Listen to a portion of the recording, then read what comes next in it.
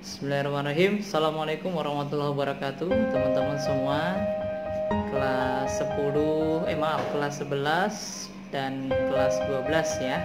Ini sekalian saya bikin satu video yang sekalian nanti bisa di-share di grup WA kalian. Perkenalkan, nama saya Deki. Panjangnya Deki Mairiko Arbian, biasa dipanggil Pak Deki kalau di Buah Hati, atau kalau di kampus dulu biasa dipanggilnya Mas Arbi. Ya, kalau sambil ta'aruf dulu, kita kenalan dulu ya sebelum kita melakukan pembelajaran.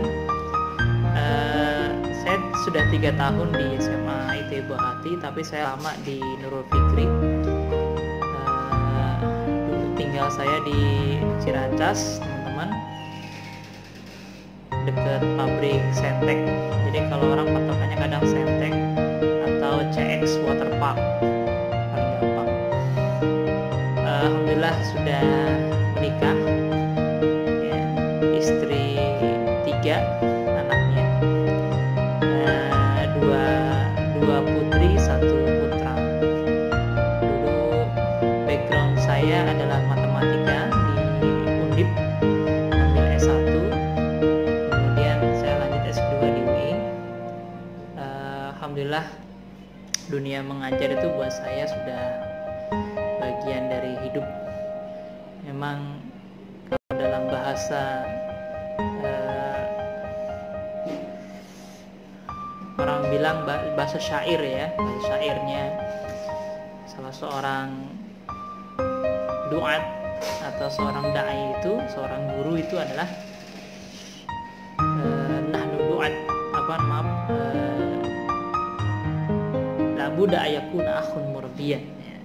Jadi seorang guru sejati itu adalah seorang guru yang mempunyai totalitas dalam mengajar. Nah, teman-teman sekalian, saya ingin memberikan sebuah penjelasan yang panjang lebar sebenarnya, nanti kaitannya dengan materi yang akan kita bahas ya. Apalagi kemarin saya ngobrol dengan Pak Anwar, beliau bilang katanya ini adalah ajaran baru buat di Al-Tahfiz ya. Jadi karena saya adalah hanya guru pengganti untuk 1 semester ini, mungkin bisa jadi kurang dari 1 semester, maka enak nih karena tahun ajaran baru, jadi saya bisa ngejelasin mungkin dari awal dan ujung. Tapi sebelumnya nanti mohon diinformasikan ke saya, waktu dulu kelas 10 itu sudah belajarnya materinya apa aja kalian ya. Yang kelas 12 berarti sudah belajar materi kelas 10 dan kelas 11 apa aja. Jadi saya nanti bisa tahu kondisinya ya kan, masing-masing dari teman-teman semua yang di Al-Tahfiz itu materi yang perlu dan akan saya berikan gambarannya apa. Karena targetnya itu menurut saya ya, karena sekarang UN itu sudah nggak ada kan, UN sudah nggak ada, dihapuskan, hanya diganti dengan USBN. Itu kalau untuk kelas 12. Nah, maka yang perlu dipersiapkan dari sekarang itu adalah persiapan kalian untuk UTBK aja atau ujian masuk perguruan tinggi nanti. Nah, kalau kasusnya saat ini lagi kasus pandemi ini. Kasus pandemi itu kondisinya sangat merubah kondisi ya, jadi stylenya agak berubah. Kalau di UTBK saat ini, yang dulu biasanya ada MIPA-nya, ada sosumnya, sekarang hanya TPA-nya aja. Enak sih, emang angkatan tahun ini sih enak sebenarnya, masuk pakai jalur rapot gitu kan ya, yang dicek rapotnya gitu kan. Terus kemudian UTBK-nya cuma TPA doang. Tapi bisa jadi besok kalau udah UTBK-nya pandemi dan normal, dan ada lagi pandemi, kalian bisa jadi nanti MIPA dan sosum ada lagi ditambah TPA. Nah, maka paling tidak untuk mempersiapkan ke depannya, saya berharap bisa berjuang bareng-bareng sama teman-teman semua. Kemarin Pak Anwar bilang untuk kelas 11 itu kurang lebih ada gabungan ya, kelas 11 ya. dan banyak juga tuh, setahu saya banyak juga ya. Nah, jadi untuk menyiasatinya memang metode pembelajaran yang paling enak menurut saya ini adalah sebenarnya enaknya Zoom ya, karena Zoom itu dia saya bisa ngebahas gitu ya, kalian bisa memperhatikan secara live gitu ya. Tapi pertimbangannya kuota. Makanya kemarin saya tawarkan kepada Pak Anwar coba sampaikan ke anak-anak, ke kalian, enaknya mau pakai apa? Ternyata pilihnya aplikasi WA aja, ya udah nggak apa-apa. Makanya ntar saya buat video, terus kemudian modelnya adalah share link YouTube, atau bisa jadi saya share videonya langsung di WhatsApp. Saya convert dulu deh biar nggak terlalu besar ya kalau usahanya ini. Nah, ini awalan, jadi saya hanya ingin sebenarnya memperkenalkan diri dulu dan berkenalan dengan teman-teman semua. Masing-masing nanti bisa japri ke saya, ya kan? Kalau yang malu ya nggak perlu pakai wajah, yang penting japri. Pakai recording aja deh. Semua pakai recording aja. Halo, nama saya, assalamualaikum Pak. Nama saya adalah Fitri, ya, dari kelas 11 IPA 1 atau dari kelas 12 IPA 1 ya. Tempat tinggal, ya kan? Terus kemudian hobi juga nggak apa-apa. Dah, nggak usah banyak-banyak, sedikit-sedikit aja.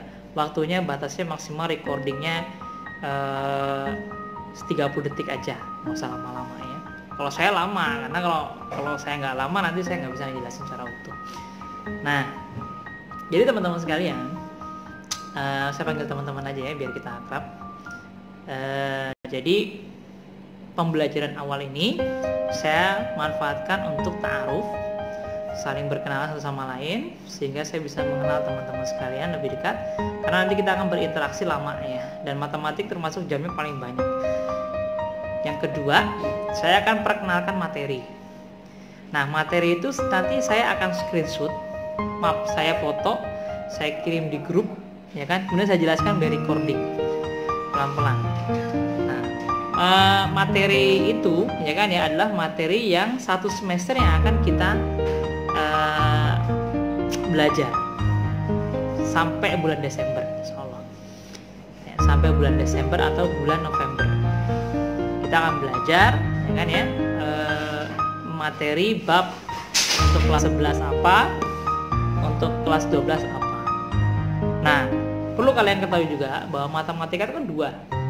Untuk yang IPA dia adalah matematika wajib dan matematika minat. Untuk yang IPS hanya matematika wajib. Nah, bedanya apa? Bedanya itu adalah di tingkat kerumitan. Ya, jelas berbeda. Dan ada tambahan-tambahan ya kan terkait dengan materi-materi yang ada di bab minat, ya, yang tidak dipelajari oleh anak-anak IPS. Nah, UN nggak ada, USB-nya ada, ya kan? UTBK-nya juga beda, jelas. Ya. Kalau di UTBK-nya Soshum, matematikanya TPA, ya kan? Tapi kalau di minat itu ada TPA, ada MIPA, ada matematika juga ada. Matematikanya mungkin bisa jadi matematika minat. Ya. Setahu saya tingkat derajat matematikanya adalah matematika minat. Setahu saya, ya. Sepemahaman saya selama beberapa tahun mengajar. Kebetulan karena saya juga ngajar di Bimbel NF. Jadi saya agak sedikit paham ya, lumayan paham lah terkait dengan masalah ke-UTBK-an atau persiapan masuk perguruan tinggi. Dan banyak murid-murid saya itu sudah masuk ke ITB ya, ke UI, ke macam-macam, mana-mana ya, sudah banyak. Nah, dan yang paling berkesan itu adalah ketika kalau ada anak yang dia itu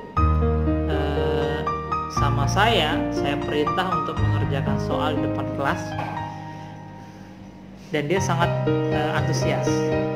Nah, antusiasnya dia itu akhirnya membawa keberhasilan. Sampai dia tuh cerita ke saya, "Kak, terima kasih." Padahal saya kalau di ENF panggilnya Kak terus ya, sampai tua dipanggilnya Kak mulu. Jadi Kak sepanjang zaman. Itu sampai dia cerita, "Kak, saya di NF kemarin diajar sama kakak, saya disuruh sering maju terus gitu kan ya. Akhirnya tergambar di kepala saya karena sering maju walaupun saya nggak bisa, dipaksa. Jadi lama-lama kegambar sama saya, oh gini ternyata. Soalnya nggak jauh beda Kak dengan apa yang disampaikan Kakak ketika saya tuh di ngerjain di papan tulis gitu. Akhirnya diterima di Teknik Informatika ITB. Nah, saya luar biasa tuh, kejutan, surprise buat saya bahwa memang ternyata metode belajar matematik itu sebenarnya bukan hanya sekedar berlatih berhitung. Tahu nggak? Ya. Jadi belajar matematik itu bukan hanya sekedar belajar berhitung. Latihan, ngajain soal, itu wajib. Kalau saya dulu sehari 40 soal. Sehari 40 soal matematik ya. Atau sepekan ya kurang lebih dengan pelajaran yang lain ya 200 lah ya. Jadi ada berapa space ya. Emang karena hobi juga sih ya. Saya hobi berhitung berkreasi, karena berhitung itu kan berkreasi. Nah, di situ saya mengalami mendapatkan pengalaman yang luar biasa. Berlatih. Yang kedua, ternyata yang paling efektif dalam metode belajar matematik, kita bisa paham dengan cepat, itu adalah ngajarin orang. Ya. Atau mengeliminasi ya kan ya, atau mengeliminasi sesuatu yang ada dalam diri kita itu adalah berupa ketidakberdayaan. Jadi dieliminasi itu yang namanya ketidakberdayaan. Harus punya positive thinking bahwa kita bisa berhitung. Ini mindset masalahnya. Ini mindset ya. Nah, saya ngomong kayak gini bisa sampai sejam lebih nih.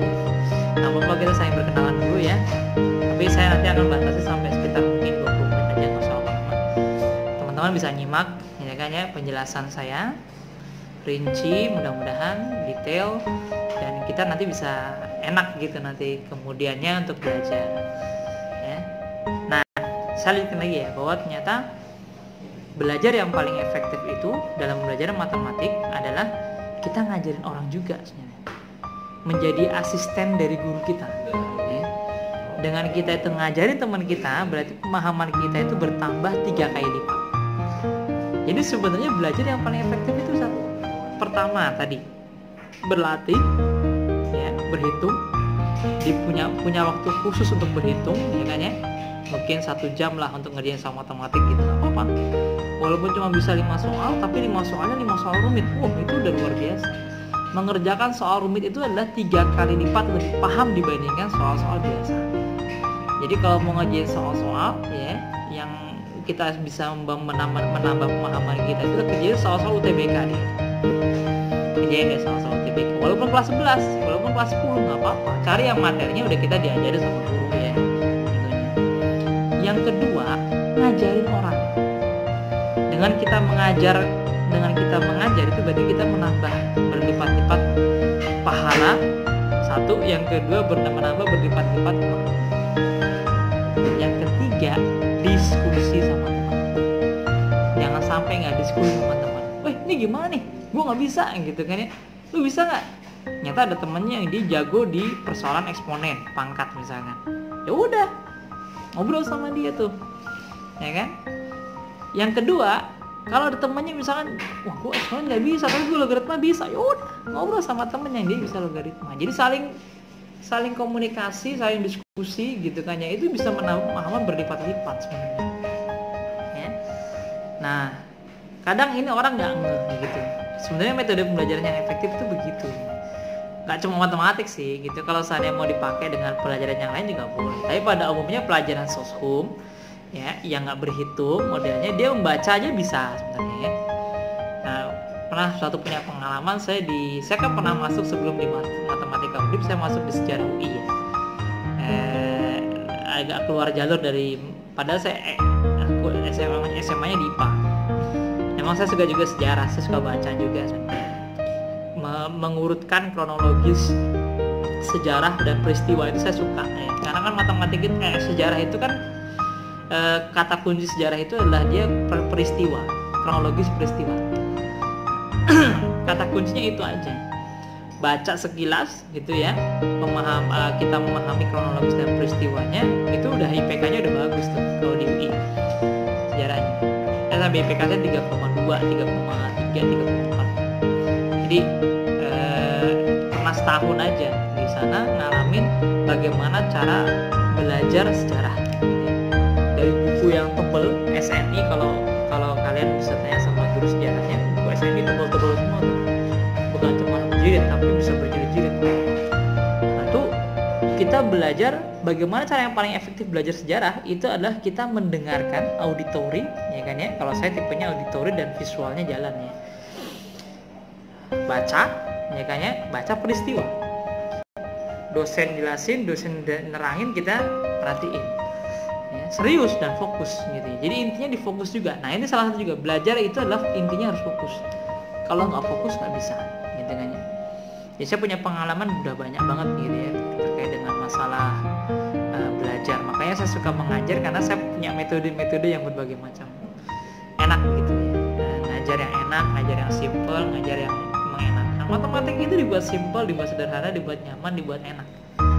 Ya kan ya. Nah ada satu cerita. Ada orang namanya itu Danzig. Danzig ini mahasiswa S3 di Belanda. Ini soal mindset nih ya. Soal mindset, orang bilang katanya matematik susah, belum tentu, kita lihat gitu ya. Danzig ini dia adalah seorang mahasiswa S3 doktoral di Leiden. Dia ngambil statistik. Profesornya namanya Prof. Rijsmans. Nah, suatu ketika dia datang ke kelas terlambat dia datang ke kelas telat, terus kemudian yang dilihat di papan tulis itu adalah 2 permasalahan matematika. Ya kan? Dilihat sama dia, dikira nih tugas nih gitu kan ya. Pasti teman-teman udah pada tahu semua. Pada bilang-bilang ke saya. Dikerjain sama dia.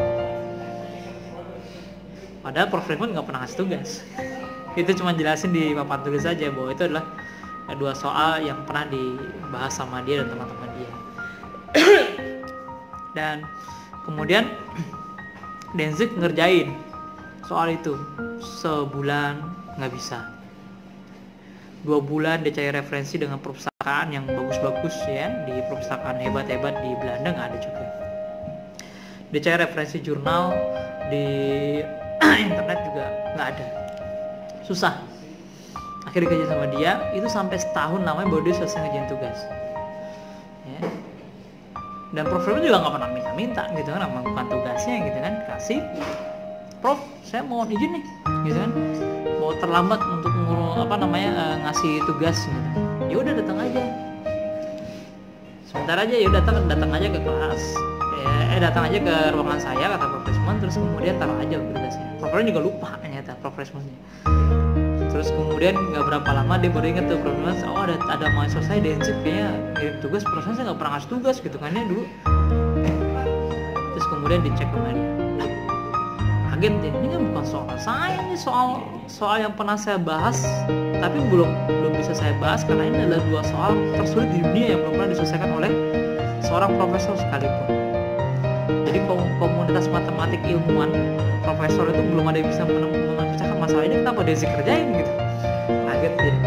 Dilihat ya kan algoritma berpikirnya, kronologisnya itu ternyata masuk di akal buat Prof. Rijsmans. Dibawa ke Prancis, pertemuan para ilmuwan matematik sedunia. Saya dibahas. Ya kan? Wah, ini udah selesai kasusnya gitu kan ya, 2 masalah persoalan statistik di dunia yang belum pernah bisa diselesaikan oleh 1 orang manusia sekalipun sudah selesai masalahnya. Ya kan? Hebat sekali gitu kan ya, kaget ya. Ini siapa yang ngerjain? Kata teman-temannya, murid saya, mahasiswa saya namanya Danzig gitu kan. Dan dia tuh belum pernah datang telat ke kelas saya gitu kan ya, dan nggak pernah ikut pelajaran saya gitu. Kenapa dia bisa gitu kan ya? Nah itu problem, akhirnya dipanggil Danzig, sini kamu gitu kan. Begitu balik ke Leiden, panggil, ya Prof, gimana Prof? Gila kamu gitu kan ya, katanya. Gila kamu, gimana cara kamu bisa menyelesaikan persoalan ini? Saya kerjakan aja Prof, saya kayak tugas biasa aja gitu. Saya pikir ini tugas gitu kan. Emang kenapa Prof gitu kan? Ini bukan tugas, tahu nggak? Ini tuh adalah 2 persoalan matematika tersulit di bumi ini yang belum bisa diselesaikan oleh 1 orang manusia sekalipun. Tapi kenapa kamu bisa kerjakan? Gimana caranya? Saya kerjakan aja, saya pikir ini tugas, saya kan pengen dapat nilai, pragmatis aja gitu kata dia. Gitu. Ternyata bisa dikerjakan sama Danzig gitu kan ya. Alur berpikir secara kronologis, karena dia dasarnya adalah nggak tahu apa-apa. Bukan artinya dia blank banget matematik ya gitu ya. Artinya dia berpikir secara kronologis, alami dalam diri dia gitu kan. ini adalah tugas. Cuma mindsetnya itu doang, gitu kan ya. Jadi nggak tahu ini soal sulit apa enggak, nggak tahu. Dasarnya itu dia nggak tahu, ya kan? Nah, dalam persoalan psikologi, ya, dalam teori psikologi, ternyata ini ada ilmunya. Namanya disebut sebagai mental block. Ya kan? Orang yang nggak tahu apa-apa nggak akan pernah terblokir mentalnya, ya kan ya. Tapi orang yang udah tahu apa-apa kadang terblokir mentalnya. Kan? Coba bayangin sama teman-temannya Denzi, yang dia udah dijelasin sama Prof. Resmond di kelas, ngerjain nggak tuh? Nggak bakal ngerjain, nggak ngerti dia. Soalnya udah susah duluan gitu ya, ngapain dikerjain gitu. Nah gitu kan, ini kan persoalan mental block sebenarnya. Padahal pada dasarnya manusia itu mampu untuk mengerjakan soal sulit apapun, bisa gitu kan ya. Tapi memang kalau untuk menuju ke maha sempurnaan nggak mungkin bisa, karena kita adalah manusia yang dibatasi dengan keterbatasan semuanya. Nah, tapi pada dasarnya orang bisa, ya kan ya, selagi dia mau dan berusaha. Nah itu kunci dalam tarbiyah kehidupan kita ya, dalam kehidupan kita sehari-hari ya, bahwa persoalan manusia hidup itu pasti akan punya masalah. Soalnya sulit, soalnya sedang, atau soalnya mudah, semua pasti ada. Ini filsafat matematik ya. Jadi semua orang pasti akan mengalami itu, ya kan ya. Orang yang tidak berkeluarga, orang yang berkeluarga, semua punya problem, nggak mungkin. Nah, dan Allah itu mengatur, ya kan ya, mencari solusi pelan-pelan, kadang bertahap semuanya. Bagi orang yang masih belum menikah, dia nanti punya solusi sendiri untuk menyelesaikan persoalan itu, ya.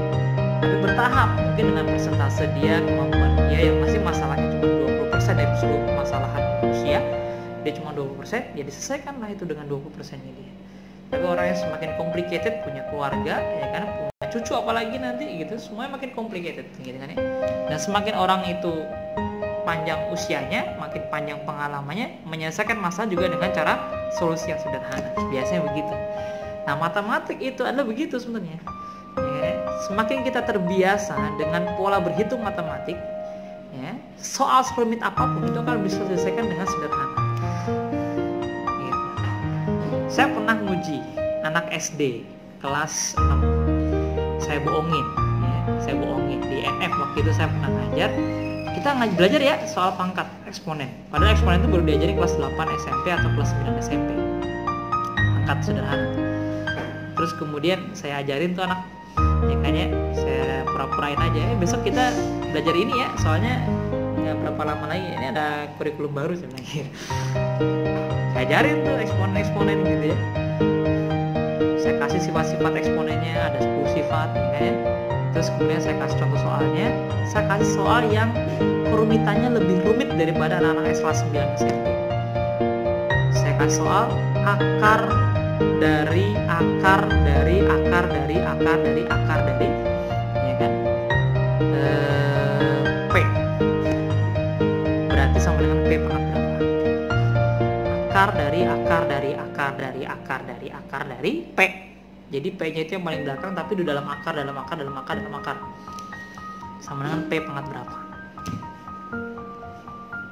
Dan memang nggak semua anak bisa ngerjain, hanya sebagian yang bisa, gitu kan ya. Terbentuk secara alami karena dia nggak tahu awalnya, tapi dia karena kita ajarin, kita stimulus gitu ya, akhirnya dia bisa, gitu kan. Walaupun P pangkatnya bukan P pangkat yang saya minta gitu ya, agak sedikit nyerempet tapi ngerti. Jadi dasar pemahamannya dapat teorinya. Nah kira-kira itu teman-teman. Jadi kita nanti akan bertemu, ya kan ya, mungkin tidak dengan tatap muka, tapi kita akan SMS-an dan kemudian saya akan bagi, bisa jadi teori dan soal. Ya. Nah setelah ini nanti silahkan teman-teman menyimak dulu penjelasan saya ini. Kemudian setelah ini saya akan memberikan foto kepada teman-teman di WhatsApp, ya kan ya, materi-materi yang akan kita bahas selama 1 semester, baik matematika wajib maupun matematika minat untuk yang IPA. Setelah itu saya akan jelaskan sebenarnya ini domainnya apa sih gitu ya, belajar ini tuh apa gitu ya. belajar matriks itu fungsinya apa, belajar matriks itu teorinya untuk apa gitu. Belajar program linier ya kan ya, itu tujuannya apa gitu, dan untuk apa, bagaimana mekanisme penghitungan dan sebagainya gitu. Itu saja saya jelaskan setelah ini. Baik, itu saja mungkin dari saya, kurang lebih 25 menit lebih 30 detik saya menjelaskan. Wabillahi taufiq wal hidayah. Wassalamualaikum warahmatullahi wabarakatuh. Jangan lupa teman-teman kirim by record ya namanya, terus kemudian ya taruh singkat aja. Terima kasih. Assalamualaikum warahmatullahi wabarakatuh.